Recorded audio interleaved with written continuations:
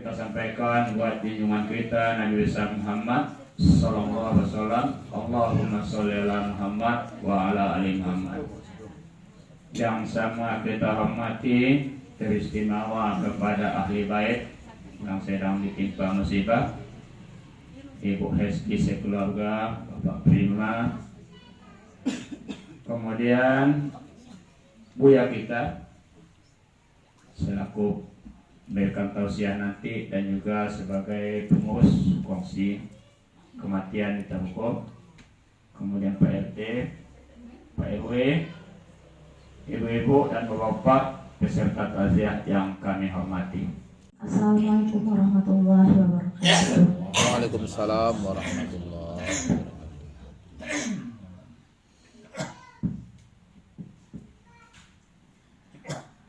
A'udzu billahi minasy syaithanir rajim. Bismillahirrahmanirrahim.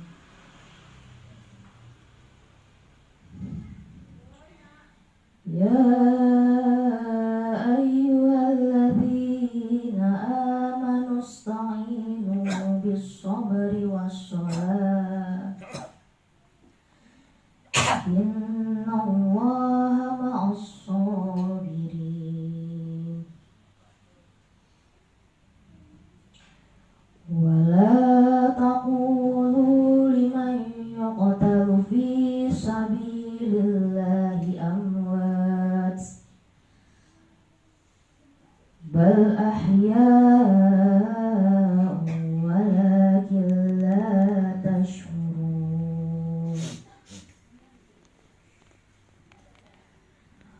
وَلَنَبْلُوَنَّكُمْ بِشَيْءٍ مِّنَ الْخَوْفِ وَالْجُوعِ وَنَقْصٍ مِّنَ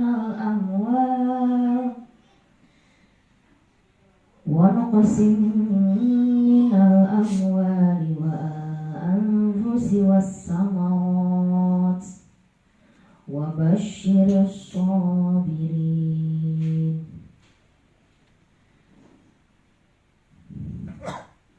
الذين إذا أصابتهم مصيبة قالوا إنا لله وإنا إليه راجعون. Mari kita mengingat segala kebaikan-kebaikan almarhumah semasa hidup. Mungkin suka membantu, suka menolong, suka menggembirakan orang, suka menyenangkan orang, ya. Yang mungkin kita lanjutkan pekerjaan baiknya itu kita lanjutkan. Kenapa? Andaikan itu bernilai ibadah, sebanyak apa kita dapat ibadah, dapat amal, orang tua kita sudah mendapat sebanyak yang kita dapatkan. Kenapa? Itu namanya amal jariyah, berdasarkan apa yang telah diperbuat oleh almarhum ketika hidup. Dan terakhir, apa yang harus dilakukan oleh keluarga ahli waris? Jadikan kematian ini untuk memperkokoh rasa kekeluargaan, rasa berusaha, rasa memilih.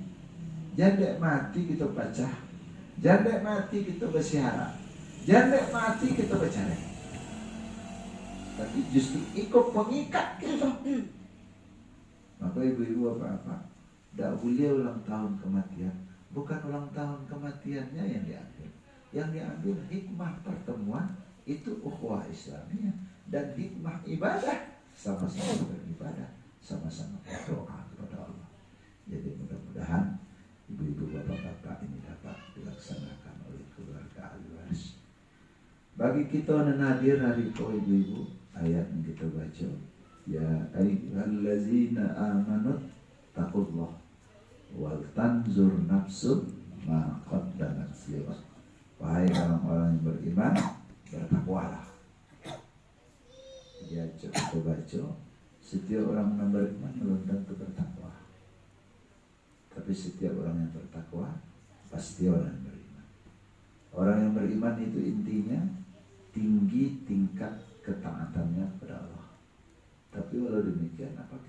dia sudah menjadi orang yang takwa. Belum tentu. Ada orang banyak ibadah, aja orang nggak pakai eloan. Orang pun salah satu Allah.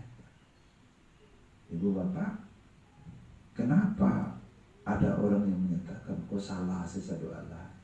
Itu karena disebabkan oleh dia melakukan suatu perbuatan dosa yang dilaknat Allah.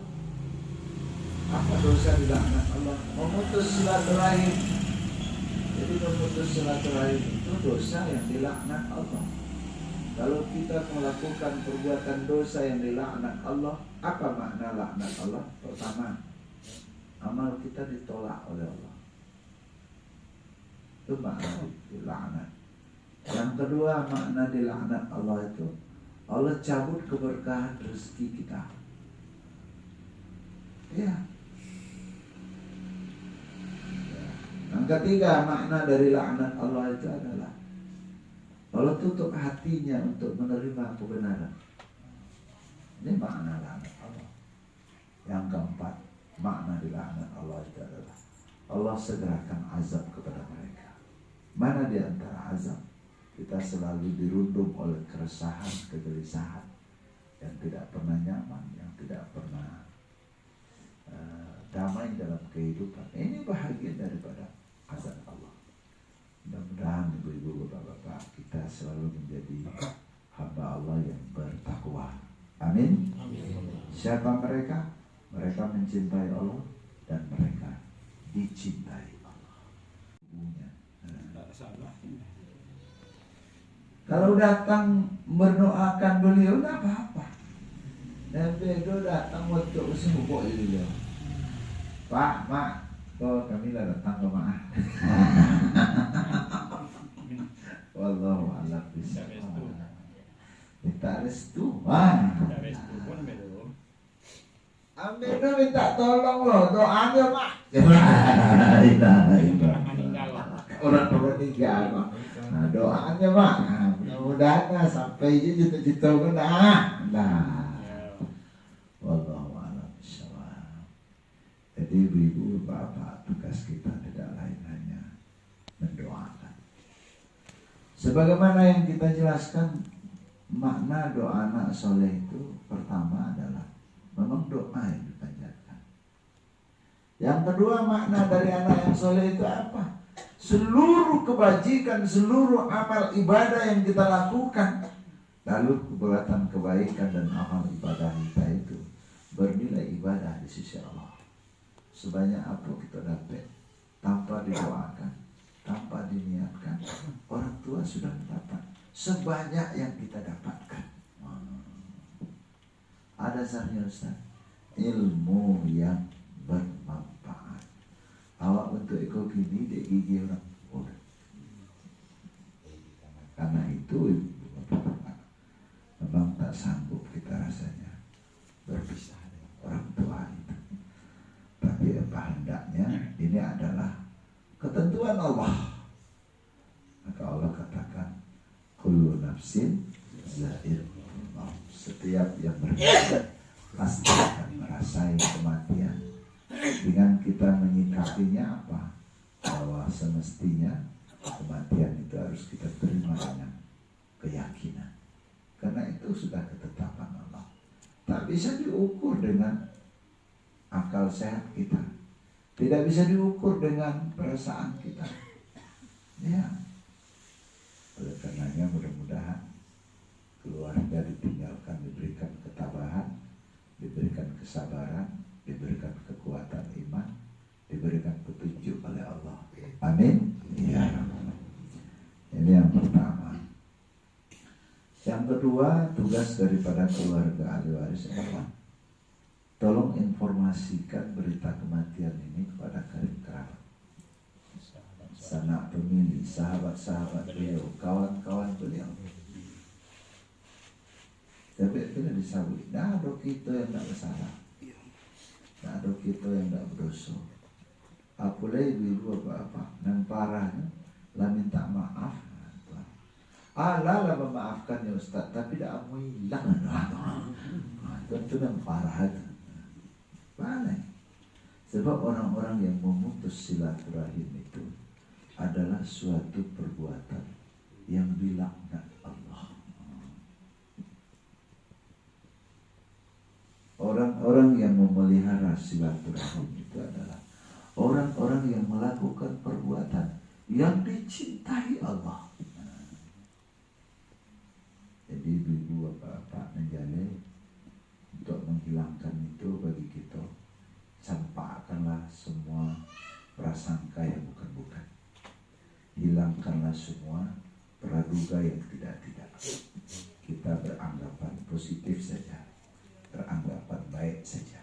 Insya Allah tidak jadi masalah. Tapi kalau kita lah beranggapan negatif, kalau saya. Sebab kalau negatif kok ujungnya permusuhan. Kalau permusuhan, tidak selesai di awal. Di keluarga-keluarga karena ini. Padahal tidak bersakuan awak semua awak. Tapi itu sebuah anak-anak, anak itu rumah. Panjang. Sebuah tetangga, kau tetangganya rumah. Allah bisa. Jadi ucapkan itu saling memaafkan. Karena tidak ada dikecian untuk saling memaafkan. Tapi informasi kemudian intinya untuk saling memaafkan. Dua puasa di dalam bulan puasa itu karena sakitnya, maka satu keterangan menyatakan itu boleh diganti oleh keluarga yang ditinggalkan, dan tidak tertutup kemungkinan jemaah pun bisa. Pamonya berhari bu nak puasa petang si jemaah 3 hari dia lawak bayi sehari, boleh begitu ya. Oleh karenanya ibu-ibu bapak-bapak pada keluarga ahli waris, yang jelas ini bagian daripada hutang beliau yang bisa kita berikan. Mudah-mudahan ini dapat dikerjakan.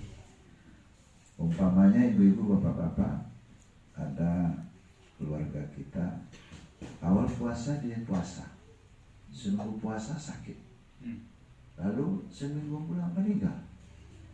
Lalu puasanya yang dimana yang dibayar? Puasa yang dibayar itu adalah puasa yang ditinggalkan seketika beliau hidup. Sisanya tidak. Jadi sisanya tidak. Pas lebihnya sisanya tidak. Cuma yang seketika beliau hidup.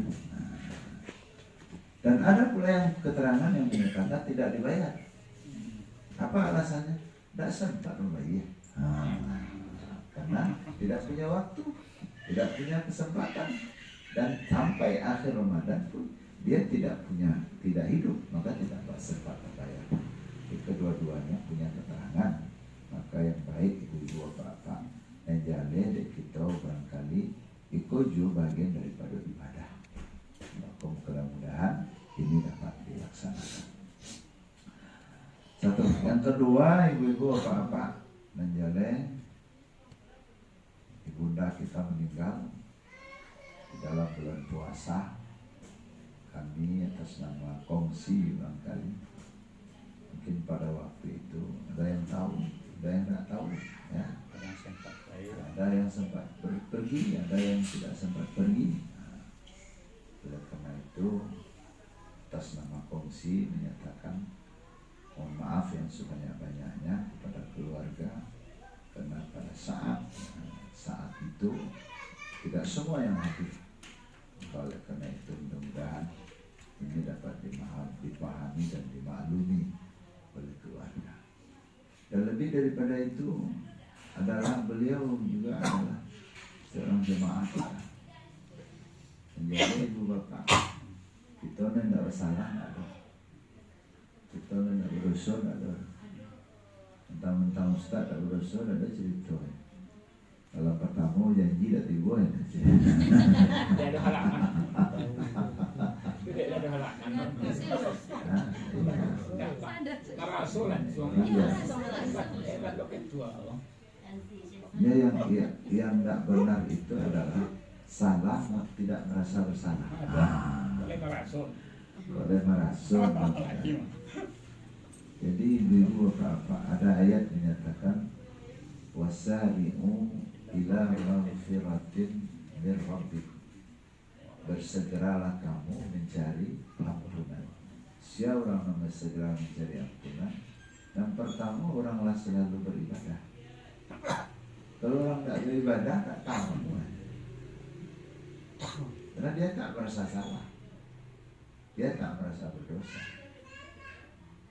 Lalu dengan setelah dia beribadah, namun ibadahnya kerajuan pun merasa serba berkekurangan, serba tidak cukup, merasa kurang saja. Apa-apa ngetingkian ibadahnya.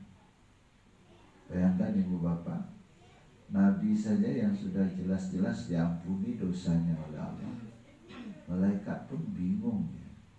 Apa kata malaikat? Wahai Rasul, engkau kan sudah diampuni dosa engkau oleh Allah, kenapa engkau tetap saja beribadah kepada Allah? Habis waktumu untuk bermunajat kepada Allah, ada apa ya Rasul? Apa jawab Nabi? Apa yang diberikan oleh Allah kepadaku belum setimpal dengan apa yang aku perbuat untuk Allah. Jadi ibu-ibu, bapak-bapak, nah inilah orang-orang yang mengejar keampunan. Pertama selalu beribadah, yang kedua merasa tidak sempurna, merasa tetap saja bersalah. Setelah menghibur keluarga yang ditimpa musibah, lebih daripada itu, kedatangan kita adalah melaksanakan sunnah. Jadi sering kita sampaikan, takziah ini bukan keinginan, bukan kemauan, tapi takziah ini merupakan perintah agama. Kenapa perintah agama? Karena orang mukmin itu bersaudara.